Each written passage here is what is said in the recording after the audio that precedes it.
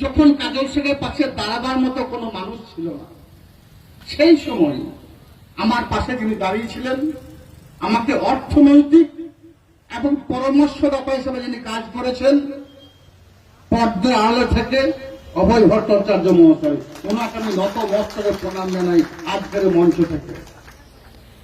এবং দাদাকে একথাই বলবো, আপনাদের আশীর্বাদ এবং ভালোবাসাতে বীরভূম জেলা সভাধিপতি আসন পেয়েছি আমি। মাননীয় মুখ্যমন্ত্রী মাননীয় মমতা বন্দ্যোপাধ্যায় আমাকে দিয়েছেন, সততা এবং নিষ্ঠার সঙ্গে সে দায়িত্ব পালন করে চলেছি। আজকে এখানে এসে আপনি এবং আপনারা শহীদ পরিবারের সদস্যদের পাশে দাঁড়িয়েছেন এবং তাদের যে মহৎ উদ্দেশ্য, তাদের মহৎ উদ্দেশ্যকে সফল করার জন্য, তাদেরকে উৎসাহ দানের জন্য এসেছেন। এভাবেই মানুষের পাশে থাকবেন।